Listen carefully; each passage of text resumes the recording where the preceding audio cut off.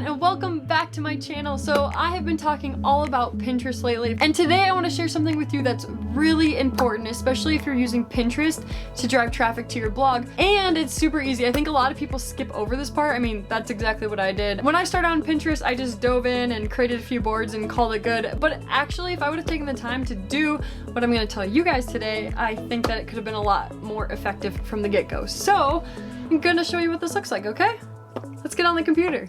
Okay, so here is my Pinterest account. Oh, and real quick, there is a difference between using Pinterest for your personal use and using Pinterest for business. So there's some strategies, like what I'm gonna share with you here, that you can do for your business, for your blog, to drive traffic to your website. You have to have that mindset shift of using Pinterest for business. Okay, so back to the computer. So here I am on my profile, and if I want to add a board, I go to boards right here, and then I click on create board, okay? So what you're gonna do is click on that. There are two things that I want you to remember when you're going to name a board. Number one, make it obvious, and number two, include a keyword. Because we are looking at this as a business, again, different than maybe a personal Pinterest account, you wanna make it very clear what the board is about for your audience. So if you have, board names like Yum or DIY ideas or Get Your Sweat On, those maybe work for a personal account, for your personal boards, but for a business, Get Your Sweat On, no one is going to find you in the searches. So when someone puts in, 15-minute workouts at home, they're never going to find your board. So instead of using a generic name like Get Your Sweat On, do 15-minute home workouts or workouts without equipment or training for a 5K. Make it specific and obvious so that when people are searching for that topic, they're more likely to find your boards. Also, and I'll talk about this in just a minute, you can have broader board names and you can also have more niche down board names, but we'll talk about that in 1 minute. But the second thing that I really want you to pay attention to is using a keyword in the name if you can. So your blog should have different keywords that are associated with it. For me, I help new bloggers start and grow their blog. So blogging tips for new bloggers, content ideas, growing your blog, how to start a blog, those are all keywords that I want to somehow include in my board. So if you look at my boards here, I'll get off of this, you'll see that, I also include a lot of Pinterest in what I teach. So, but look, blogging motivation. So blogging is SEO tips, blog traffic tips, blogging tools. You can see that all of these really have a specific keyword that someone in my target audience would potentially be searching for. So keep that in mind when you're going to create a board, that you want to make it obvious so that you're more likely to get found, and include a keyword if possible. And then going back to what I just mentioned, you can have your broader boards as well as specific niched down boards. So if we look at this, I have my social media tips, okay? So that's my board right here. That could include Instagram, Facebook, Pinterest, but I can also then make, and that's what I'm going to do now, that's what I'm going to make with this board in this example, is specific social media boards. So including that, broader social media tips, I can make an Instagram tips for bloggers board. I can make a Facebook tips for bloggers board. I can make a Pinterest tips for bloggers board. Actually, I already think I have that one. Let me see.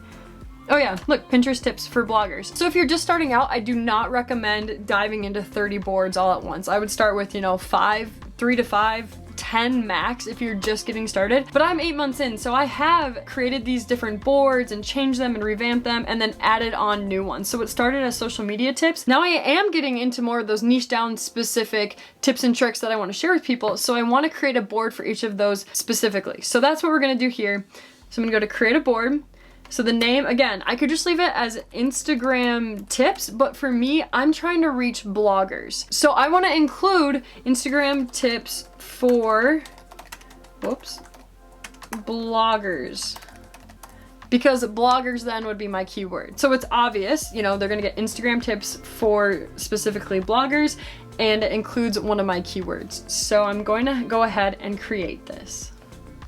So that's the first thing that I want you to know about creating a board, is what goes into naming it. The second thing is writing a description. I didn't even know you could do this before I dove into Pinterest for my blog, but you can actually write a description, which again, the back end and SEO helps identify you as an expert in that area. If your descriptions for all of your boards include similar keywords, then when people are searching for those keywords, they're more likely to find your profile, to see your pins, and ultimately more traffic to your blog and website. So you can include a description, and again, I recommend doing this from the very beginning. I put it off and I wish I would have done it sooner. Don't make that same mistake that I did. And that's why I also recommend starting with like 5 to 10-ish boards, because that feels doable. When all of a sudden you do 30 and you think of all this and you're writing descriptions, your energy is like spent for the day. So start with 5 or 10, go from there. We are on our board, Instagram tips for bloggers. We just created this one. And you go over here to the 3 dots and you go to edit.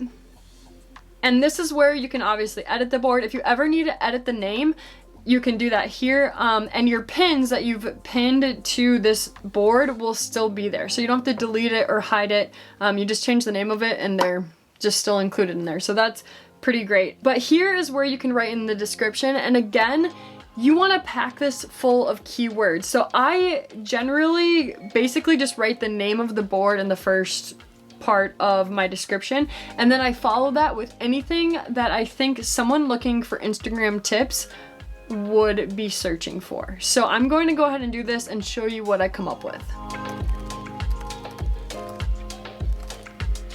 So this is what I came up with. Instagram tips for bloggers. Like I said, I usually repeat the name because you want Pinterest to see that your description of what this board is about matches the title of it, the name of it. So Instagram tips for bloggers. Find out more social media tips, Instagram hacks, and ways to grow your online presence. Instagram is a social media tool that can drive more traffic to your blog and help you create a successful blog. So see how I include, you know, my keyword successful blog, drive more traffic to your blog, social media tool, Instagram hack, social media tips, and even putting in Instagram tips for bloggers in the beginning. You know, all of that are the keywords that I know that my target audience, that they search for. I didn't even know that you could write a description before I started doing Pinterest for my blog. So it's just little tips like this that will, you know, help you grow that much faster. And then if your board applies to one of these categories, you know, for your blog, go ahead and make sure that you mark that. This is definitely the third thing that I recommend. Go in and actually label what category this falls under. For me, it is other. And then you're going to go ahead and click done. So that is updated now, and you can see the description that you wrote right here. 2 more things that I want you to do, even if you're just getting started with Pinterest for your blog. So you're gonna go back to your boards. So right here, so I just went to my profile and then to boards, and I want you to take the time to rearrange these. So you can actually move these around just by clicking on them. So see blogging motivation, and I put it up here, boom. This is one of the little things that you can do to make sure that the content that you're creating is effectively reaching your audience. You always want to put the boards that have the most value for your audience first. So I'm gonna do this for myself, and I'll show you what I come up with after I'm done.